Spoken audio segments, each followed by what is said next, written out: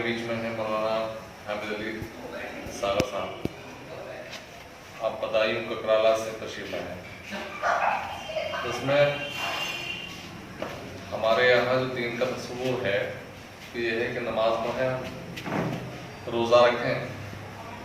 پیسے ویسے ہوں تو حج کریے. حج پہ بلکہ حج اور عمرے پہ اس وقت زور ہے. اب تو کچھ رکاوٹ آ رہی ہے, کچھ دقت آ رہی ہے, قدرتی بات ہے. نہیں تو ویسے جس کے پاس پیسے ہیں وہ ایک طرح سے اسٹیٹس سمبل ہے حج اور عمرہ. یہ تصور ہے کہ کسی بس شراب نہ پئیں, جوا نہ کھیلیں, اور شراب جو ہے وہ بھی زیادہ بڑا مسئلہ نہیں, جو شراب جوا نہیں کھیلتا نہیں کرتا ان کا استعمال, بس شریف آدمی ہے, بیچارہ بھلا آدمی ہے. یہ تصور ہمارے یہاں دین کا ہے. جبکہ اسلام ایک مکمل نظام حیات ہے, یعنی زندگی کے ہر مرحلے پر ہدایتیں دیتا ہے, ہمیں بتاتا ہے کہ کس موڑ پر آپ کو کس طرف کو مڑنا ہے اور کس راستے پر کس پگڈنڈی پر کیسے چلنا ہے. زکوٰۃ کا تصور ہمارے یہاں بہت ہلکا پھلکا سا ہے, بلکہ ہمارے یہاں تو یہ تصور ہے, جو کھاتے پیتے لوگ روٹی کے بڑے لوگ ہیں وہ یہ مانتے ہیں کہ ہم تو دارالحرم میں ہیں, ہم اسلامی اسٹیٹ میں نہیں ہیں, اس لیے ہم پر زکوٰۃ ضروری نہیں ہے, ہم سے زکوٰۃ ثابت ہوگی. اور دوسری چیز جو عشر ہے اس کا تو تصور بالکل ہمارے یہاں ہے ہی نہیں. جو زکوٰۃ تو خیر ایک نصاب پر ہوتی ہے کہ ہمارے پاس اتنی رقم ہو تو تب ہم زکوٰۃ دینے کے لائق ہوں گے, تب اس کا ایک نصاب ہے باقاعدہ. لیکن عشر تو ہماری کھیتی سے جو بھی پیداوار ہوتی ہے اس پر لگتا ہے, یہ تصور نہیں ہے. اس کے علاوہ بچوں کو, لڑکیوں کو ہم نے ان کے حق سے بالکل محروم کر دیا ہے ایک طرح سے. ہمارے آباء و اجداد جس مذہب سے جس قوم سے تعلق رکھتے تھے اس کی رسمیں ابھی تک ہمارے یہاں چلی آ رہی ہیں, بلا سوچے سمجھے ہم ان کو فالو کر رہے ہیں, ان کی پیروی کر رہے ہیں. ہمیں نہیں پتہ یہ غلط ہے یا صحیح ہے, اور بتانے والے بھی کچھ نہ کچھ جواب نکال کر ان کو ایک طرح سے صحیح کا رخ دے دیتے ہیں. اور وہ صحیح کا رخ نہ بھی دے تو چونکہ جو جن سے ہمیں امید ہوتی ہے کہ یہ صحیح اور غلط کو جانتے ہیں اور یہ ہمیں صحیح غلط بتائیں گے, وہ اس میں ملوث ہے. جب وہ اس میں ملوث ہے تو ہمارے لیے ایک روشنی مل جاتی ہے, ایک ہدایت وہ مل جاتا ہے, جواب مل جاتا ہے, ثبوت مل جاتا ہے کہ جب اگر یہ خراب ہوتی چیزیں, یہ چیزیں غلط ہوتی تو یہ لوگ کیوں کرتے ہیں, یہ لوگ کر رہے ہیں, لہٰذا یہ صاحب ساری باتیں صحیح ہیں. بارات ہے, بھات ہے, جہیز ہے, ملائی جلائی, دنیا بھر کی رسمیں ہماری مختلف جو پروگرام ہیں ان سے جڑی ہوئی ہیں. تاریخ پیدائش سے موت تک بہت ساری رسمیں ہم ادا کرتے ہیں. اور چونکہ دوسرے مذاہب جو ہیں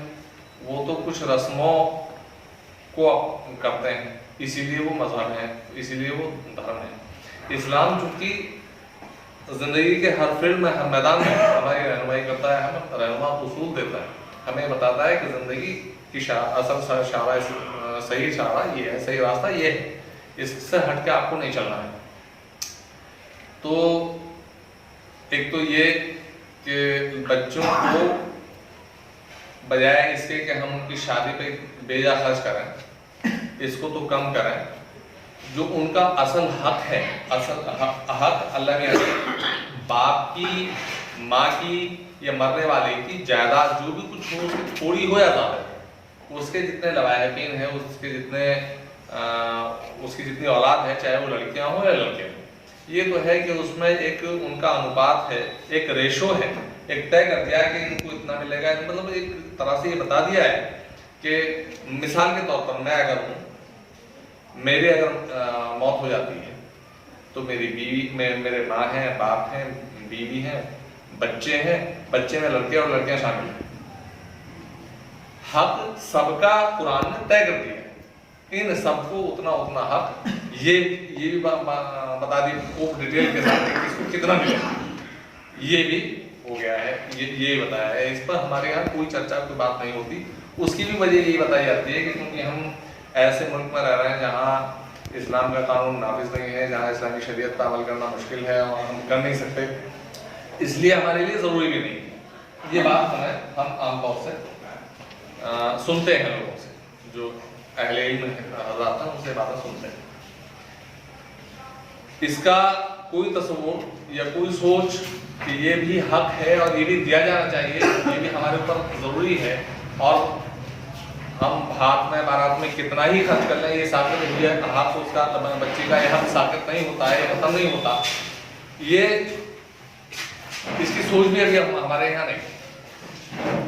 ایک تو ان ساری چیزوں کو کرنے کے لیے، اور ایک چیز یہ ہے جو بہویں آتی ہیں ہمارے یہاں، جو بیٹی ہمارے یہاں بہو بن کے آتی ہے، اس کے تعلق سے ہمارے یہاں بڑی جو وہ ہے سوچ، جو خیال ہے ہمارا، جو ہماری اسٹرکچر ہے، وہ بڑا کمزور ہے۔ ہم اس کو بہت کمزور، اس کو ہر طرح سے مجبور بنا کے رکھتے ہیں۔ ہم کوئی کسی بھی طرح کا کمنٹ کر دیتے ہیں، کسی بھی طرح کی بات کر دیتے ہیں، کسی بھی طرح کا کوئی بھی ہنسی مذاق اس کا اڑا دیتے ہیں، بنا دیتے ہیں۔ جبکہ اللہ کے رسول نے جب یہ بات کہی تھی، مومن وہ ہے جس کی زبان اور ہاتھ سے لوگ محفوظ رہیں، تو وہاں یہ بات نہیں کہی تھی کہ سوائے تمہاری بیویوں کے اور تمہارے بچوں کے، ایسی بات تو نہیں تھی نا، یہ بات نہیں کہی کہ ان کو تو تم کچھ بھی کہو، بلکہ وہاں ہر انسان کے لیے کہا، اور بیوی بچے نہیں، مطلب بیوی بڑے لوگ ہیں، بچے بھی اس میں شامل ہیں۔ ہم اپنے بچوں سے بھی ایسی بات کرتے ہیں کہ اس کو، وہ چونکہ مجبور ہیں، ہماری سننے کے لیے مجبور ہیں، وہ سن لیتے ہیں، کل کو جب ان کو موقع لگتا ہے، جب وہ کسی لائق ہوتے ہیں، تو پھر ہمیں سننی پڑتی ہیں وہ باتیں ساری۔ تو یہ نفسیات بھی ہم نہیں جانتے۔ ان دو چیزوں کو لے کر مضبوط خاندان، اگر ہمارے گھر کے رشتے، ہمارے گھر میں جتنے لوگ رہتے ہیں ان کے آپس کے رشتے بہت مضبوط، ان سے ہمیں صحیح برتاؤ کرنا آتا ہو، ہمارا گھر مضبوط ہو تو آدمی مضبوط، ہر فرد مضبوط ہوتا ہے، اور جب کسی خاندان کے، کسی کنبے کے سارے گھر مضبوط ہوں تو خاندان، وہ کنبہ مضبوط ہوتا ہے، اور اگر کسی بستی کے، کسی آبادی کے سارے کنبے اس طرح سے مضبوط ہوں جس میں ان کے اپنے آپس کے رشتے بہت اچھے ہوں، اگر کہیں کوئی مسئلہ آتا ہو تو گھر کے خاندان کے لوگ آپس میں بیٹھ کر مسائل کو حل کر لیتے ہوں، کورٹ کچہری یا تھانے دیوانے جانے کی ضرورت نہ پڑتی ہو، تو کتنا مضبوط، کتنا اچھا سماج، کتنا اچھا گھر ہوگا، وہ کتنا اچھا خاندان ہوگا۔ اور جب ایسے خاندان بہت سارے اکٹھے ہو جائیں گے تو آبادیاں، بستیاں بہت اچھی ہوں گی، مضبوط ہوں گی، اور جب ایسی ساری بستیاں مضبوط ہوں گی تو ملک مضبوط ہوگا۔ تو ہم جماعت اسلامی ہند نے ایک تو مرکزی طور پر مضبوط خاندان، مضبوط سماج، مضبوط سوسائٹی، مضبوط سماج کے نام سے ایک مہم 19 فروری سے 28 فروری تک، اور ایک ہمارے حلقے کی جماعت نے جو یہ نفاذ تقسیم وراثت، یعنی تقسیم وراثت کا جو قانون ہے قرآن نے دیا ہے، اس کو ہم اپنے یہاں نافذ کریں، کوئی ہم سے ڈنڈے کے زور پر نہیں کرائے، بلکہ ہم خود تیار ہوں کرنے کے لیے، ہم اپنے آپ کو مینٹلی تیار کریں اس کو کرنے کے لیے۔ یہ مہم چل رہی ہے۔ اسی تعلق سے ہمارے بیچ میں مہمان ہے مولانا حامد علی ساگر صاحب فلاحی صاحب، جو ککرالہ بدایوں سے کے رہنے والے ہیں، اور یہاں ناظم علاقہ میرٹھ ہیں جماعت اسلامی کے۔ آپ اسی مہم کے تعلق سے لینا ہم سب کے بیچ میں تشریف لائے ہیں۔ میں گزارش کروں گا کہ آپ ان مہمات کے تعلق سے ہمیں کیا کرنا ہے، ہمیں کیسے بیدار کرنا ہے لوگوں کو، کیسے آگاہی کرنی ہے اپنے یہاں، کیسے ان چیزوں کو شامل کرنا ہے، اس کو گفتگو کریں۔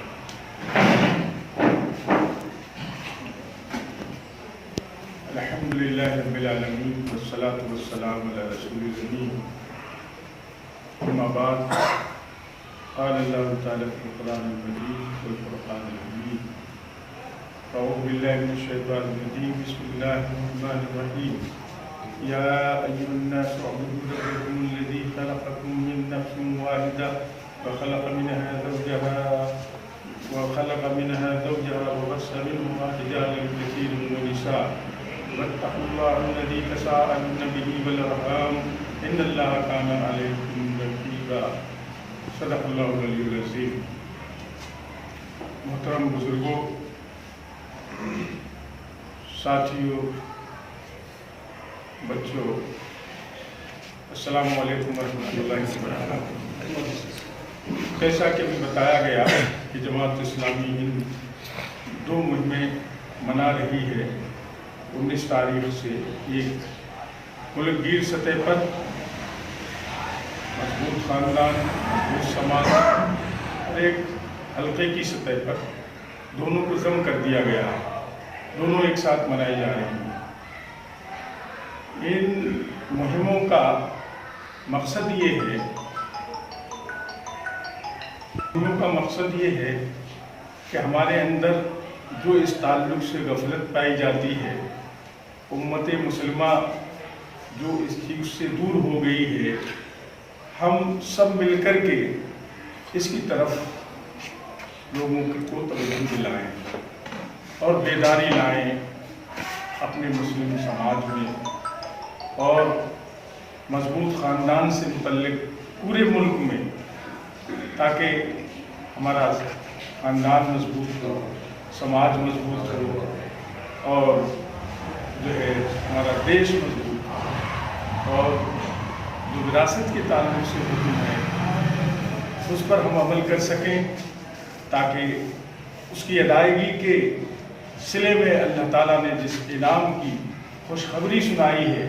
उसके हम मुस्तहिक हो सकें, और अदम अदायगी के सबब जिस अदाब को भुगतने की अल्लाह ताला ने धमकी दी है, वार्निंग दी है, उस अदाब से हम बच सकें। मोहतरम भाइयों, सबसे पहले हम देखें ये मौजूदा हालात में घर की क्या सूरत हाल है, ख़ानदान की, फैमिली की, परिवार की क्या हालत है आजकल। ये हालत हम आलमी सतह पर भी देख सकते हैं। मगरबी ममालिक के अंदर फैमिली सिस्टम क्या क्या हाल है। हमारे मुल्क में मुसलमानों के अलावा दूसरे लोग भी बसते हैं, बिरादरान वतन हैं, उनके यहाँ उनके पारिवारिक जीवन में, उनके जो है ख़ानदानी और आइली ज़िंदगी में उनके यहाँ क्या खराबियाँ हैं, क्या सूरत हाल है, और हमारे यहाँ इसका क्या हाल है, इसका हम जायज़ा लें और देखें। भाइयों, जहाँ तक मगरिब का सवाल है, मगरबी तहज़ीब के यहाँ जो ख़ानदान के बारे में जो खबरें आती हैं, जो वहाँ के हालात से वाकिफ़ होने के बाद पता चलता है, वो हाल बहुत ही बुरा है। आप जानते हैं कि वहाँ फैमिली सिस्टम बिल्कुल टूट रहा है, ख़ानदान का तसव्वुर ख़त्म होता चला जा रहा है। मज़हब से बेदार होकर, मज़हब जो उस वक्त ईसाइयत का मज़हब था, और मज़हब की जकड़बंदियाँ उस वक्त करती थी, इस कदर इंसान उससे परेशान हो गए थे, क्योंकि ईसाई ईसा अलैहिस्सलाम को मानने वाले थे, तौरेत पर, इंजील पर ईमान लाने वाले थे, लेकिन उन्होंने इंजील को बदल दिया था, अपने रसूल की तालीमात को भूल गए थे, अपनी मनमानी कर रहे थे, और तरह तरह की पाबंदियाँ और जकड़बंदियाँ उन्होंने लगा रखी थी, जिससे अवाम में बेचैनी पैदा हुई, और उस बेचैनी के नतीजे में उसने एहतजाज किया और बगावत कर दी, और फिर बहुत से ऐसे कानून बनाए जो कि उस ख़ानदानी सिस्टम को और वहाँ के हालात को तब्दील करता चला गया। तरक्की पसंदी का एक जो है पैगाम दिया, और कहा कि ये औरत को जो है आज़ादी मिलनी चाहिए, बराबर मिलना चाहिए उसे हिस्सा, और जिस तरह मर्द हर जगह जाते हैं, हर जगह काम करते हैं, वैसे ही औरत को भी करना चाहिए। और चालाकी ये की कि औरत को बाजार का खिलौना बना दिया, बाजार की चीज़ बना दिया, अपने जो है प्रोडक्शन को बेचने के लिए उसके तस्वीरों को इस्तेमाल करने लगे, उसके नंगापन, उसकी उरियानियत और बेहयाई और बेशर्मी वहाँ पैदा हुई, और वो बेशर्मी और बेहयाई उन्होंने दूसरे मुल्कों को भी जो है वो भेज दी, दूसरे मुल्कों में भी ये वबा फैला दी। आज हम अपने मुल्क में देखें क्या कुछ नहीं होता है, वैलेंटाइन हो या और दूसरे कल्ब में वो जाके तफरीह हो, और बच्चे बच्चियों का साथ निकलना, बे निकाह के एक साथ रहना और ज़िंदगी गुजारना, और औरत का ये कहना कि जिस्म मेरा है, मेरी मर्जी इस पे चलेगी, जैसे चाहूँगी वैसे इस्तेमाल करूँगी, इस तरह के नज़रियात और इस तरह की बातें, जिसके नतीजे में आप देखें वहाँ नाजायज़ बच्चों की तादाद जो है बहुत बढ़ रही है, और बच्चे की ख्वाहिश भी अगर किसी को हो तो वो किसी बच्चा ले लेंगे, गोद ले लेंगे, उसे पालेंगे, या बच्चों को जो है वो नर्सरी में भेज देंगे, उसकी परवरिश नहीं करना चाहते, जिसकी वजह से वहाँ बच्चों में भी नफ्सियाती मर्ज जो है वो पैदा हो रहे हैं, और नफ्सियाती तौर पर वो बीमार हो रहे हैं, और ऐसे जराइम अंजाम देते हैं जिनके जिक्र हर वक्त आते रहते हैं। तो ये मगरिब का हाल है, और मगरिब ने यहाँ भी अपने पैर जमाए और अपनी तहजीब को, अपने कल्चर को यहाँ भी उसने कोशिश की कि बुराज हो जाए, और यहाँ बहुत से लोगों ने उसे कबूल कर लिया। यहाँ के मुसलमानों के अलावा जो दूसरे समाज हैं, उनके जो फैमिली सिस्टम है, वहाँ भी आप देखें बहुत कुछ बिगाड़ आ गया है। मुसलमानों में भी आ गया है, लेकिन मुसलमानों में अल्हम्दुलिल्लाह दूसरों के मुकाबले में कम है। यहाँ अभी निकाह के बगैर कोई औरत को नहीं रख सकता। यहाँ निकाह के और दूसरे जो मामलात हैं, उनके तौर तरीके हैं, अदब व एहतराम का भी जज्बा पाया जाता है, लेकिन फिर भी हम मुतमईन नहीं हो सकते, इसलिए कि बहुत सी खराबियाँ अब भी पाई जाती हैं। हम अपने जो अहले वतन हैं, हमारे बरादरान वतन है, उनके घरों को देखें, वहाँ तो और भी ज़्यादा हालात हैं। वहाँ तो अगर शादी हो गई तो उसके बाद बच्ची वापस नहीं आएगी। ये मशहूर है कि डोली उठती है और फिर उसके बाद वो वापस नहीं आती, अपने शौहर के यहाँ से उसकी अर्थी उठेगी, कोई रास्ता ही नहीं। कितने ही हालात उनके घरेलू खराब हो जाएं, वहाँ तलाक का कोई कंसेप्ट ही नहीं है, तलाक नहीं कोई दे सकता, उस औरत से छुटकारा नहीं हासिल कर सकता। इसलिए आप देखते हैं कि बहुत से लोग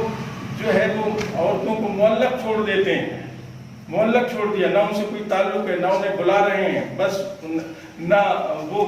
कहीं दूसरी जगह शादी कर सकती हैं, बस मुअल्लक हैं। ऐसी औरतों की बहुत ही तादाद है, बहुत बड़ी तादाद है। और बेवा हो जाए तो उसको मनहूस समझा जाता है कि उसकी वजह से बहुत सारी जो है मनहूसियतें आ जाती हैं, और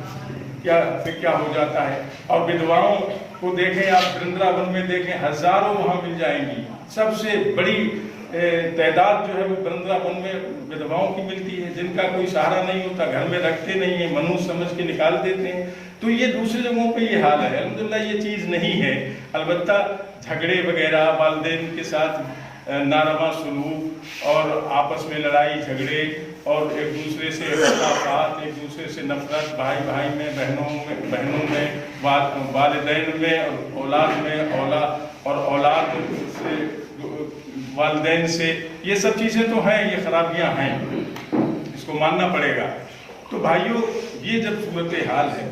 तो हमें गौर करना है। देखिए, ये मगरिब जो है, इस्लाम दुश्मन जो ताकतें हैं वो चाहती हैं कि ये इस्लाम का जो फितरी निज़ाम है, उनमें बहुत से ऐसे दानिश्वर हैं, फलसफी हैं, जो ये कहते हैं जो सिस्टम इस्लाम के अंदर है, मुसलमानों के यहाँ है, फैमिली का, परिवार का, वो किसी के पास भी नहीं है। उसके पास जो तालीमात हैं वैसी तालीमात ही किसी के पास नहीं है। इसलिए वो चाहते हैं कि ये मुसलमानों का जो ख़ानदानी निज़ाम है वो भी तरह बरहम हो जाए, टूट जाए, वहाँ भी हमारे ही तरह सारी चीज़ें राइज हो जाएं, और वो भी अमन व सुकून से ना रह सकें, इत्मीनान की सांस ना ले सकें। ये सब है उनका जो है प्लान। और हम यहाँ भी देखते हैं कि हमारे सिस्टम को, आइली क़वानीन को ख़त्म करके यकसा सिविल कोड लाने की भी लोग सोचते हैं, उसके लिए भी कोशिश है। तो इन हालात में हमें तवज्जो देनी पड़ेगी अपने आइली क़वानीन पर। आइली जो सिस्टम है, जो निज़ाम है आइली इस्लाम का, अल्लाह का, जिसने हम सबको पैदा किया है, हमारे बारे में सबसे बेहतर जानता है, उसको अपनाना पड़ेगा। आप देखते हैं कि जब निकाह होता है उस वक्त खुतबे मसनूना पढ़ा जाता है, उसमें जो आयतें पढ़ी जाती हैं उन आयतों में बार बार कहा जाता है, ऐ ईमान लाने वालों अल्लाह से डरो। पहली आयत में तो सारे इंसानों को मुखातब किया है کہ اے انسانوں اپنے اس رب کی بندگی کرو جس نے تم کو جو ہے پیدا کیا اور ایک نفس سے پیدا کیا اور اس سے پھر بہت سارے مرد و عورت جو ہے پوری دنیا میں پھیلا دیے، اور اس رب سے ڈرو جس کا واسطہ دے کر تم ایک دوسرے سے اپنے حق مانگتے ہو، اور یہ جان لو کہ اگر تم اس معاملے میں کوتاہی کرو گے تو پھر اللہ تم پر نگراں ہے، اللہ تمہیں دیکھ رہا ہے، تمہاری ایک ایک حرکت سے وہ واقف ہے۔ یہ نصیحت، اور پھر اس کے بعد کی آیتوں میں بھی تقویٰ کا حکم دیا گیا ہے، پرہیزگاری کی زندگی گزارنے کا حکم دیا گیا ہے، اور کہا ایک جگہ یا ایھا الذین آمنوا قولوا قولا سدیدا، اے ایمان لانے والو تم جب بات کرو، کوئی معاہدہ کرو، کوئی کسی سے معاملہ کرو تو جچی تلی بات کہو، ایسا نہ ہو کہ تم بس بغیر سوچے سمجھے کوئی بات کہہ دو اور پھر بعد میں تمہیں شرمندہ ہونا پڑے اور بعد میں حالات خراب ہو جائیں۔ تو ایسی ہدایتیں، ایسے احکام اور تعلیمات اللہ کے رسول کا طریقہ جو آپ نے ایک گھر کو اچھا بنانے کے لیے، خاندان کو اچھا بنانے کے لیے جو ہمیں تعلیمات دی ہیں، ان سب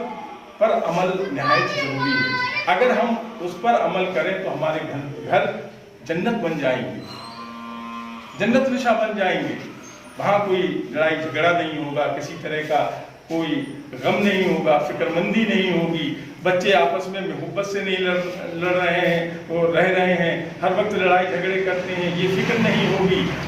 ایک دوسرے کا حق ادا نہیں کر رہے ہیں، ایک دوسرے پہ بھروسہ نہیں کر رہے ہیں، یہ فکر دامنگیر نہیں ہوگی۔ اگر ہم وہ اسلامی قوانین سب آ جائیں اور اس پر سب ہم عمل کرنے لگیں تو ہمیں خود متوجہ ہونے کی ضرورت ہے اور لوگوں کو متوجہ کرنے کی ضرورت ہے۔ یہ چیز اسی وقت آ سکتی ہے جب ہم اپنے فیملی کو ایجوکیٹ کر دیں، تعلیم یافتہ کر دیں، اور تعلیم یافتہ جو ہے نہ صرف دنیا سے واقف کرا دیں بلکہ دین کی جو بنیادی اور ضروری تعلیم ہے وہ انہیں ضرور دیں، اور اپنے گھر میں اللہ کا، اس کے رسول کا، صحابہ کرام رضی اللہ عنہم کا، صحابیات کا، اور اپنے علماء کا، بزرگوں کا، سب کا ذکر ہو، ان کے وہ واقعات سنائے جائیں جن سے جو ہے اثر قبول کیا جاتا ہے، زندگی میں جو ہے تبدیلی آتی ہے اور اچھا بننے کی کوشش کی جاتی ہے۔ یہ ماحول ہونا چاہیے۔ گھر میں کوئی وقت مقرر کر لیا جائے کہ حدیث سنائی جائے گی، قرآن سنایا جائے گا، مطلب اس کا سمجھایا جائے گا، اپنے بزرگوں کے واقعات سنائے جائیں گے، صحابیات اور صحابہ کے قصے بیان کیے جائیں گے، پڑھ کے سنائے جائیں گے تاکہ اس سے نصیحت حاصل کریں۔ یہ جو کتابیں ہمارے پاس بہت سی ہیں، روزانہ اس سے مطالعہ کیا جا سکتا ہے۔ آداب زندگی کا نام آپ نے سنا ہوگا، مولانا یوسف اصلاحی صاحب نے تیار کی ہے، وہ اس میں زندگی سے متعلق عام طور پہ جو چیزیں پیش آتی ہیں اس تعلق سے بہت ہی اچھا انہوں نے انتخاب کیا ہے، احادیث کا، قرآن کا، واقعات کا، بہت مفید کتاب ہے۔ ایسی اور دوسری کتابیں بھی ہو سکتی ہیں، ان کا بھی مطالعہ ہو سکتا ہے۔ منتخب احادیث ہوتی ہیں، راہ عمل ہے، سفینہ نجات ہے، اور دوسری بہت سی احادیث ہیں، ترجمان الحدیث ہے، اور کلام نبوت ہے، اور بھی علماء نے بہت سی کتابیں حدیث کی تیار کی ہیں۔ ان کو جو ہے وہ پڑھا جا سکتا ہے، ان کو اپنے گھروں میں سنایا جا سکتا ہے۔ بھائیوں، یہ ضروری ہے تاکہ ہمارے خاندان جو ہے مستحکم ہو سکیں، اور ہمارے گھروں میں ہماری جو روایات ہیں، ہماری جو اخلاق ہیں، ہماری جو حیا ہے، ہماری جو اخلاقی طاقت ہے، اس میں نقب زنی نہ کی جا سکے، ہمارے گھروں کو برباد نہ کیا جا سکے، ہم نمونہ ہوں۔ اس کا ایک فائدہ یہ ہوگا کہ ہم اللہ کے چہیتے بن جائیں گے، اللہ کے فرمانبردار بن جائیں گے۔ دوسرا فائدہ یہ ہوگا کہ ہم کو دیکھ کر اسلام کی تعلیمات جو ہے دوسروں تک پہنچیں گی۔ ہم زبان سے ان لوگوں کے پاس جائیں جو اسلام سے ناواقف ہیں، اس دین رحمت سے محروم ہیں، ہم ان کے پاس جائیں، انہیں اس کی طرف بلائیں، دعوت دیں، اور ہمارا اس پر عمل نہ ہو تو الٹا اثر پڑے گا۔ کوئی وہ ہم سے اثر نہیں لیں گے، لیکن ایک دفعہ کو ہم زبان سے نہ کہیں لیکن ہم اسلام کا نمونہ ہوں، ہمارے گھر اسلام کی تصویر پیش کر رہے ہوں۔ جب برادران وطن کے خواتین ہماری خواتین سے ملیں یا برادران وطن ہم سے ملیں اور ہمیں دیکھیں ہمارے گھر کے معاملات دیکھیں، ہماری شادی بیاہ کے طور طریق دیکھیں، تو ان کو یہ میسج ملے، وہ یہ سوچنے پہ مجبور ہوں کہ ارے ان کے یہاں ان کا مذہب، ان کا دین جو ہے انہیں کیسی تعلیم دیتا ہے، کیسا اچھا انسان بناتا ہے۔ یہاں تو محبت و الفت ہے، یہاں نفرت کا کہیں نام نہیں ہے، ایک دوسرے کے حق کی ادائیگی کا جذبہ پایا جاتا ہے، ایثار و قربانی کے لیے ہر وقت ہر فرد تیار رہتا ہے، کسی کو تکلیف ہو جائے تو تڑپ اٹھتا ہے، کسی سے کوئی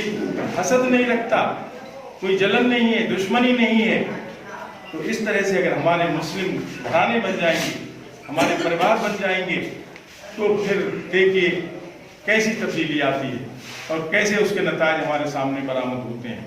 بھائیو، یہ نکاح کے وقت جب ایک پریوار وجود میں آتا ہے، خاندان، تو اس وقت یہ سب تعلیمات ہم کو دی جاتی ہیں، لیکن افسوس کی بات یہ ہے کہ ہم نے شادیوں کو اس طرح کا بنا دیا ہے، تفریح کا ذریعہ بنا دیا ہے،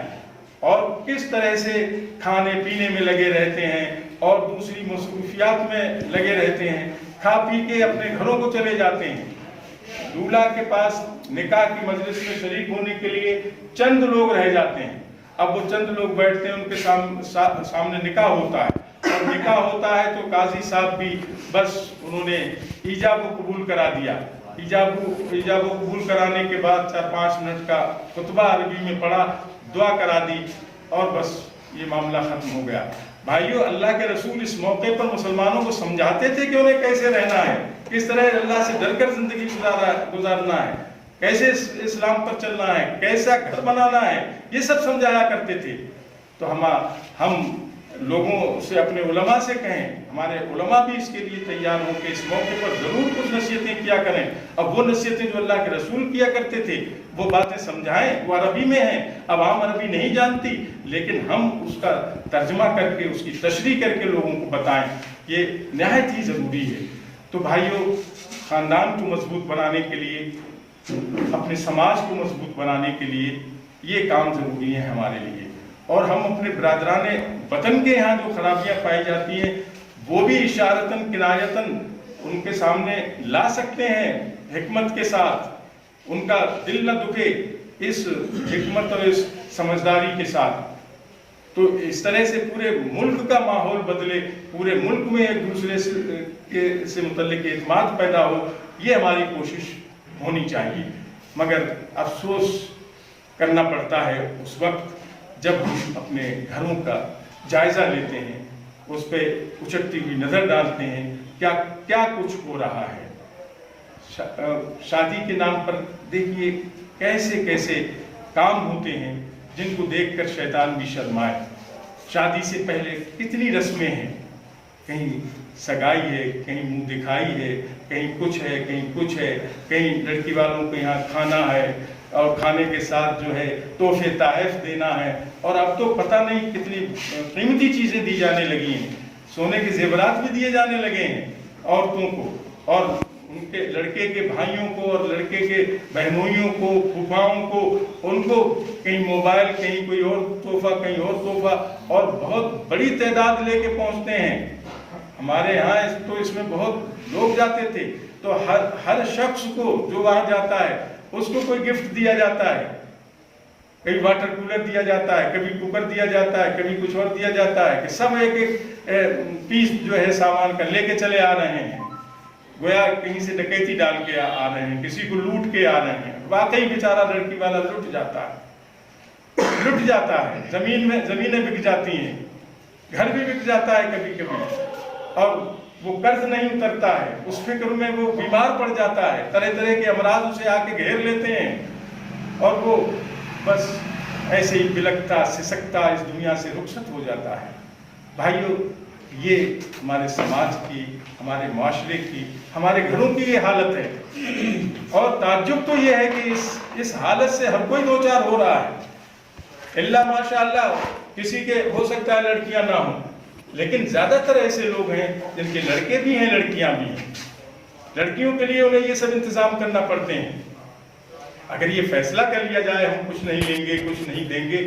تو کیسے سکون کی زندگی ہوگی، کیسے آسانی سے نکاح ہو جائیں گے۔ جو بچیاں ہماری 40-40 साल तक इंतज़ार करती रहती हैं कि हमारे अब्बू कुछ इंतज़ाम कर लें तो शादी हो जाए। नहीं हो पाती ये शादी। जो शादी की जो उम्र है, जो जवानी है, वो ढल जाती है, बुढ़ापे की दहलीज पे कदम रख देती हैं और उनकी शादियां नहीं हो पाती। उसकी वजह यही तो है कि कोई इंतज़ाम नहीं होता, लड़के की ख्वाहिशें पूरी नहीं होती, गोया लड़के को खरीदने की कोशिश की जाती है। हमारे बहुत से अल्लाह ने जिन्हें नवाजा है, लड़के को खरीदने की भी कोशिश करते हैं, बोलियां लगाते हैं कि हमारे यहाँ ये मिलेगा,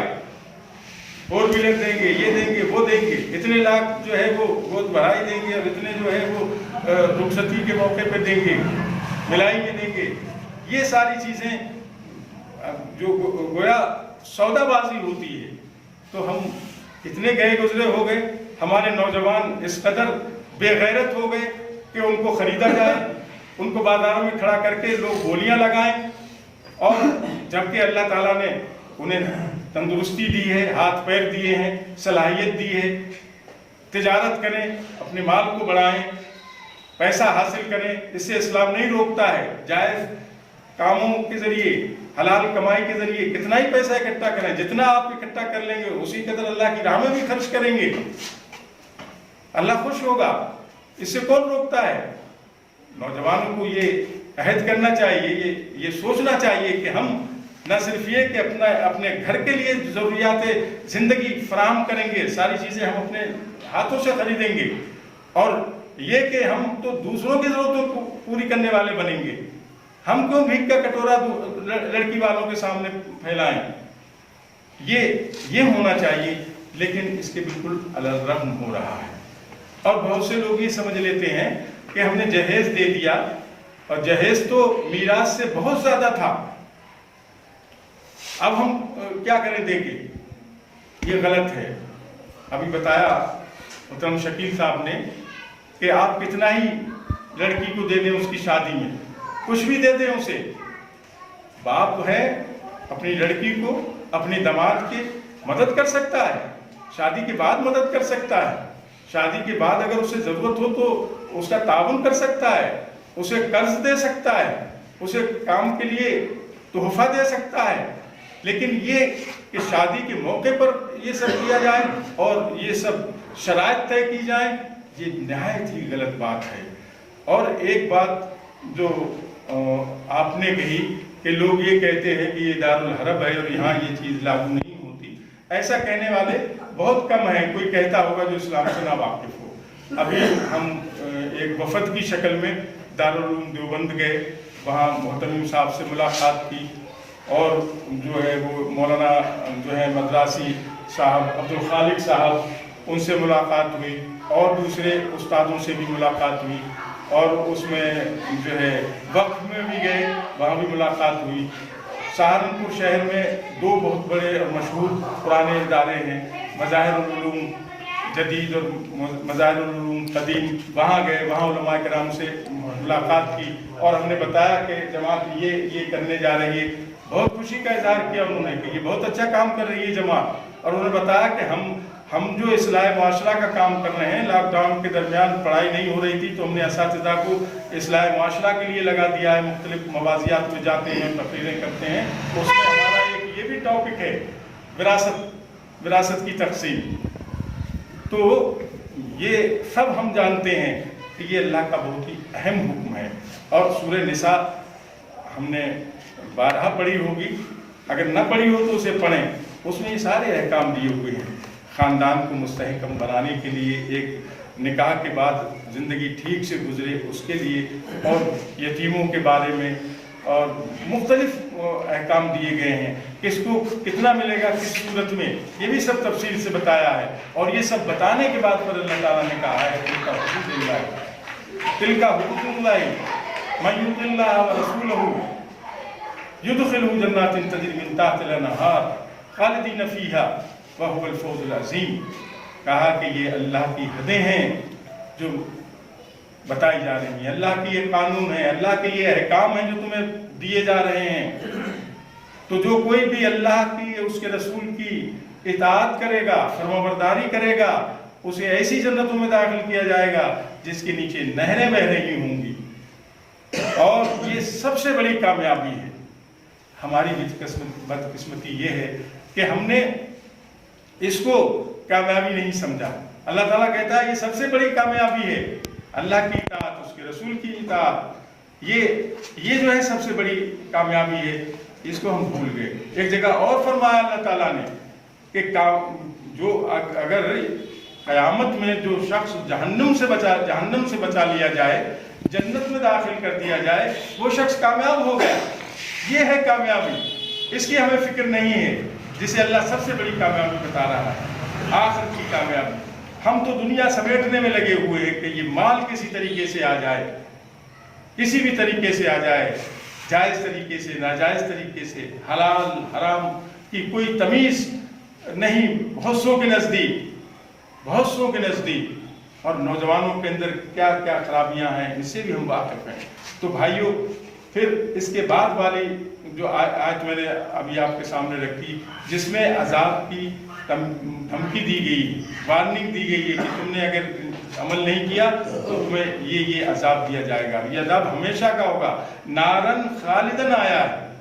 نارن خالدن وَلَهُ عذاب مہین،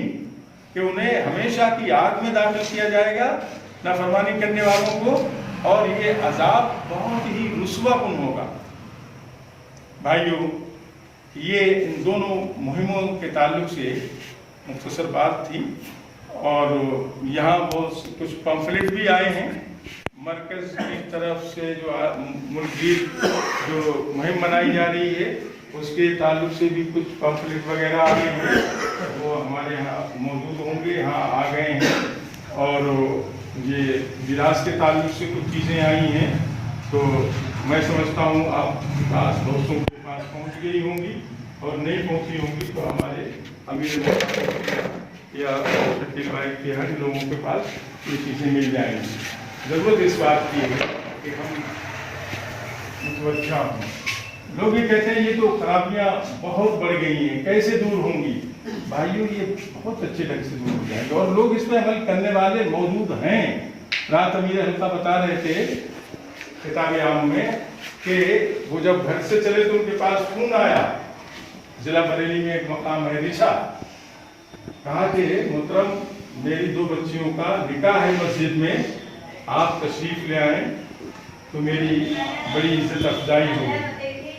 تو کہتے کہ میں نے انہیں جواب دیا کہ میں ضرور آتا، اور مجھے بڑی خوشی ہوتی یہ نشست دیکھ کر، یہ مجلس دیکھ کر، جس میں 2 بہنوں کا نکاح بالکل سادگی کے ساتھ ہو رہا ہے، نہ کوئی جہیز ہے، نہ کوئی رسم ہے، کچھ بھی نہیں ہے. تو بھائی ایسے لوگ ہیں بہت سی جگہوں پر کہ اس پر عمل کر رہے ہیں. اور اگر ہم میں سے کچھ لوگ کھڑے ہو جائیں، ہمارے نوجوان حوصلہ کر لیں کہ ہم جو ہے اسلامی طور پر شادی کریں گے، نوجوانوں کے والدین سرپرست یہ سوچ لیں کہ دوسروں کی دولت سے ہمیں کوئی فائدہ اٹھانے کی ضرورت نہیں ہے، دوسروں کی دولت سے ہم مالدار نہیں ہوں گے. اپنے ہاتھ کی کمائی سے، اپنی محنت اور اپنی کوششوں سے اللہ کے اس فضل کو، روزی کو اللہ تعالیٰ نے اپنا فضل قرار دیا ہے کہ اس فضل کو ہم اپنی کوششوں سے کمائیں گے اللہ کے حکم کے مطابق. تو یہ اگر بات ہم لوگوں سے کہیں بھی اور خود بھی کریں تو انشاءاللہ تبدیلی آئے گی. اللہ تعالیٰ سے دعا ہے کہ وہ ہمیں قرآن کام کرنے کی توفیق عطا فرمائے، اور جو برائیاں ہمارے سماج میں، ہمارے گھر میں موجود ہیں، اللہ تعالیٰ انہیں دور کر دے. اور ہماری جو ذمہ داری ہے، جو ہمارا فرض منصبی ہے امت مسلمہ ہونے کے ناطے، کہ خود اس پہ شریعت مطہرہ پہ عمل کرنا، اور جو اس سے ناواقف ہیں ان تک یہ پیغام پہنچانا، یہ ذمہ داری بھی ہم ادا کرنے لگے. اللہ تعالیٰ اس کی ہمیں توفیق عطا فرمائے. وآخر دعوانا الحمدللہ. نحمد و نصلی علی رسول کریم. اعوذ باللہ من الشیطان الرجیم. بسم اللہ الرحمن الرحیم. وَإِذْ قَالَ لُقْمَانُ لِابْنِهِ وَهُوَ يَعِظُهُ يَا بُنَيَّ لَا تُشْرِكْ بِاللَّهِ إِنَّ الشِّرْكَ لَظُلْمٌ عَظِيمٌ. اصلاحی معاشرے کے تعلق سے الحمدللہ چاروں طرف سے ہر طرح سے بات پیش کی گئی ہے آپ کے سامنے. اللہ سے دعا کروں تو 4 بات میرے بھی ذہن میں ہے. اللہ تعالیٰ سے دعا ہے کہ اللہ تعالیٰ سے یہ بندے کی توفیق دے. ہر آدمی ہم سے یہ چاہتا ہے کہ ہمارے اولاد دیے، عموماً یہی چاہتے ہیں۔ میں اس بات پہ غور کرتا ہوں کہ انسان کھیت میں جیسی پیداوار ڈالتا ہے، جیسا بیج ڈالتا ہے، اس میں ایسی ہی اگائی ہوتی ہے۔ اولاد کو اچھا بنانے کے لیے، پریوار کو اچھا بنانے کے لیے کبھی یہ ہمارے ذہن میں تصور نہیں آنا چاہیے کہ جب اولاد 7 سال کی ہو جائے گی، 10 سال کی، 20 سال کی، ہم تربیت دیں گے، بلکہ اولاد کی تربیت کا جو آغاز ہوتا ہے وہ نکاح سے بھی پہلے ہوتا ہے، رشتے کے وقت ہوتا ہے۔ رشتے کے وقت اگر آپ اپنے آپ کو قابو کریں اور خاص طور سے اللہ کے نبی صلی اللہ علیہ وسلم کی اس حدیث کو مد نظر رکھیں کہ اللہ کے نبی صلی اللہ علیہ وسلم نے فرمایا جب رشتے کے لیے نکلو تو 4 چیزوں کی وجہ سے انسان رشتے کرتا ہے: مال کی وجہ سے، جمال کی وجہ سے، حسب نسب کی وجہ سے، اور دیندار کی وجہ سے۔ اب جو آدمی پہلے سے یہ سوچ بنا کر کے رکھے گا تو ظاہر بات ہے اس کی اولاد بھی نہیں کی ہوگی، لیکن ہم تمام چیزوں کو پس ڈال دیا اور خاص طور سے اللہ کے نبی صلی اللہ علیہ وسلم کی مخالفت ہم رشتے میں کرتے ہیں۔ ہم رشتے میں کیا مخالفت کرتے ہیں؟ ہمیں سب سے پہلے تو چاہیے مال، دوسرے نمبر پر چاہیے جمال، اور تیسرے نمبر پر چاہیے ہمیں برادری، اور جو دین کا جو پہلو تھا وہ ہم بالکل اسے الگ تھلگ ڈالتے تھا۔ تو ہمیں سب سے پہلے جو بچوں کی ماں آنے والی ہے، جو بچوں کی ماں بننے والی ہے، جس کی ماں نیک ہوگی بچوں کی، تو ظاہر بات ہے اس کا معاشرہ بھی اچھا ہوگا، اس کا مزاج بھی صحیح ہوگا، وہ تربیت بھی صحیح کر پائے گی۔ اور اگر ہم نے شروعات میں ہی شیطان کو بنایا ہے، نافرمانی کو بلایا ہے، ریتی رواج کو بلایا ہے، مخالفت قرآن کی ہے ہم نے، اس کے باوجود پھر ہم یہ سوچ وچار کریں ہمیں نیک اولاد ہے، یہ بہت عجیب بات ہے، بہت عجیب بات ہے۔